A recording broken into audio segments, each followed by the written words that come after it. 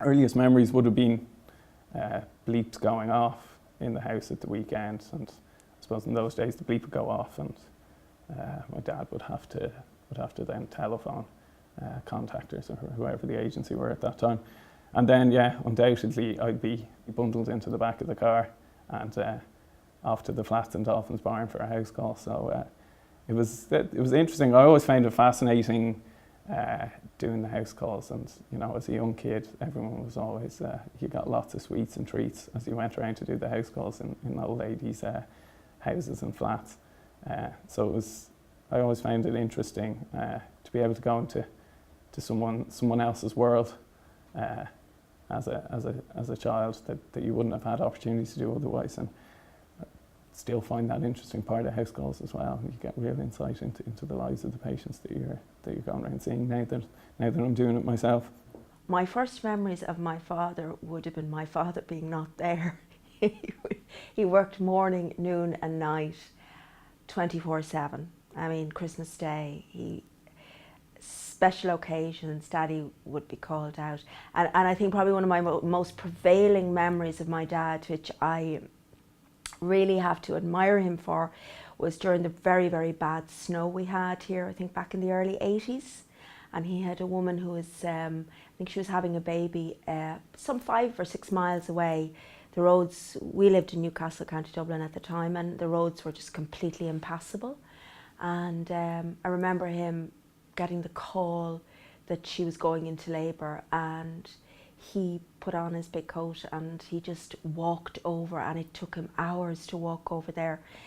That was a big memory of mine, that he did that. So yeah, they were different times, and those doctors were amazing guys. They were just amazing. They didn't just go the extra mile, they went the extra 5 miles. My own experiences with my own family doctor would have been my experience of medicine, I suppose, for the most part, and was just an area where I thought, I suppose you have a great privilege, and you have a great involvement with your community and your patient base. And as I said, doing the graduate course then, there was, I studied in University of Limerick, and there was a very strong focus on GP actually from the off. And I remember our professor of GP at the time saying that, you know, over 90% of our healthcare interactions are at the GP level, and that was something that stuck with me.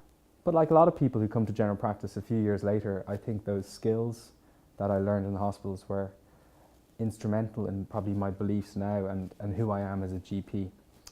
So it took a few years to know that I wanted to do general practice, and I'm glad it did. I think it kind of shaped and moulded my interpretation of what it means to be a GP. Well, I used to always admire that general practice got to see the patient from the initial complaint to the very end. I had worked in other specialities where I would see little bits of illness, but I never got to see either the improvement or the disimprovement of the patient. And I would sometimes think back in a few months and wonder what happened to that patient. I hope he or she is doing well. I've always liked people, and you know, I'd have been one of those teenagers that liked watching the world go past and just finding out what makes people tick. And initially, when I was doing my when I was a medical student, I had felt that a career in surgery would be for me, but when I actually took a step back and looked at it, I realised that there was a lack of communication, a lack of interaction and empathy with people. So that's what does it for me. It's just people. Every time that door closes and opens again, it's like the slate's been wiped clean and I'm starting fresh, and I think that's always going to keep me on the ball. I'm looking forward to that. I did my GP attachment in 4th Med and just thought, this is what I want to do for the rest of my life. I loved the way the GP looked after the community, looked after patients, knew all of the patients, and I realised I was curious about people and wanted to make a difference in people's lives. We did 18 weeks in general practice. That's quite a long exposure to a specialty, and it's not 18 weeks of sitting watching someone do it. You were actually kind of seeing patients yourself and doing the job of a GP. And I realised that it's a job where you get to know your patients really well. the experience that you have at the start when you're just meeting people for the first time and every patient is a new patient is a totally different experience to when you know the patients that are coming back and you've met them before and you know what's happening with them, and I really like that. I really like that you spend most of your day talking to people and that you don't ever have to like subspecialise, if you like, so you can do everything in medicine. Like you never have to pick the thing and then give up all the other things, because I think I'm probably someone who's interested in a broad range of things. I've known patients now for 30 years plus, and it's in a way that it's a great pleasure to see them. I mean, I think there are times, and of course, when it's stressful and things aren't going well, but most times I think it's a really fantastic thing to be able to go in on a wet Monday morning and to actually enjoy it. Every so often when you meet that person that you really impact upon their lives and the lives of their families, be it, you know, just resting a hand on someone's, you know, arm if they've had a bereavement or a death, or when someone's dying, or the joy of a newborn baby that you can reassure the first time mum, or the parent that comes in and is worried about their kid is sick, you know, or explaining to somebody a diagnosis they've been given, picking up a depression that you know you're going to help lift somebody. All those things where you really do have the capacity to not just impact upon lives, but help people impact upon their own lives, to empower people to be in control of themselves, to give them a bit of hope, particularly in the current economic climate when everybody's under pressure and many of our patients have huge financial stress and stressors.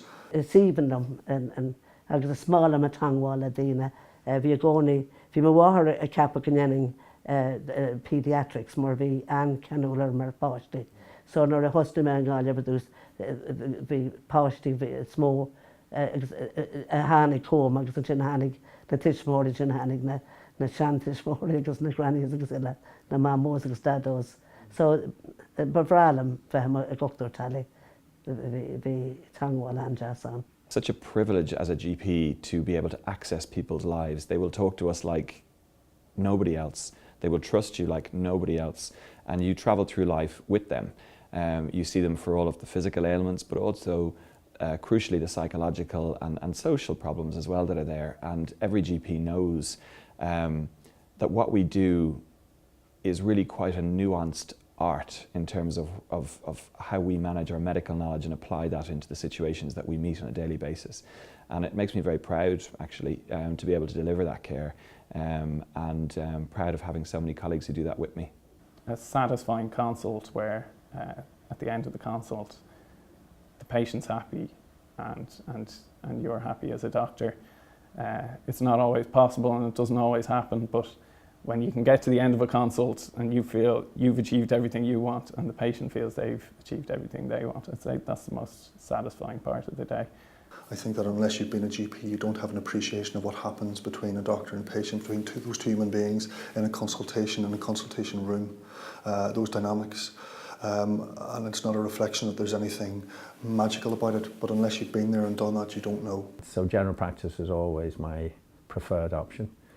My father was a general practitioner. I had 3 uncles who were general practitioners, so I understood a fair bit about the way of life, what it entailed, and I liked the idea of its involvement with people, with community. You still get great satisfaction and out of the job. I get as much satisfaction now as I did 30 years ago, to be honest with you.